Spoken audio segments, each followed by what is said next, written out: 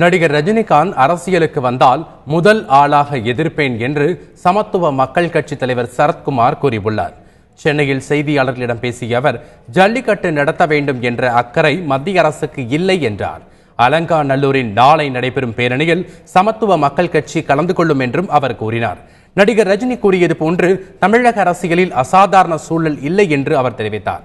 நடிகர் ரஜினிகாந்த் அரசியலுக்கு வந்தால் முதல் ஆளாக எதிர்ப்பேன் என்றும் சரத்குமார் கூறினார். ரஜினி என்றைக்குமே உடனே சொல்லுங்க, ரஜினி நல்ல மனிதர், சிறந்த மனிதர், மிகப்பெரிய சூப்பர் ஸ்டார், ஒத்துக்கிறேன். ஆனால் கருத்து சொல்லும்போது எப்பொழுது தேவைப்படுகிறதோ அப்போ மட்டும் கருத்து சொல்லுவோம். எப்போ இது தேவையில்லைன்னு சும்மா அமைதியாக இருக்கிறதுலாம் அது கருத்துக்கள் கிடையாது. என்னை பொறுத்த வரைக்கும் ஒரு மாநிலத்தில் நம்ம பணிபுரிந்து அந்த மாநிலத்துக்கு உட்பட்டு விதிகளுக்கு உட்பட்டு அங்கே இருக்க தமிழ் கலாச்சாரம், தமிழர்களின் உணர்வை மதித்து இருப்பவர்கள் தான் இருக்கணும். இங்கே அந்த உணர்வை மதிக்கணும். முதல்ல அந்த உணர்வை மதிக்க தெரிஞ்சவங்க தான் கருத்து சொல்லணும். தேவைப்படும் போது நீங்கள் கர்நாடகாவில் போய் வேறன்னு சொல்லுவீங்க, இங்கே வேற சொல்லுவீங்க, அப்படிலாம் இருக்கக்கூடாது. நாளைக்கு ரஜினிகாந்த் அவர்கள் ஒரு கட்சி ஆரம்பிச்சோ, ரஜினிகாந்த் நான் முதலமைச்சராக போகிறேன்னு சொன்னால் கண்டிப்பாக முதல் ஆளாக எதுக்கிறோம் சரத்குமாராக தான் இருக்கும். அதுவும் டவுட்டே கிடையாது. அதில் என் நண்பர் தான் அவர், இல்லைன்னு சொல்லியா.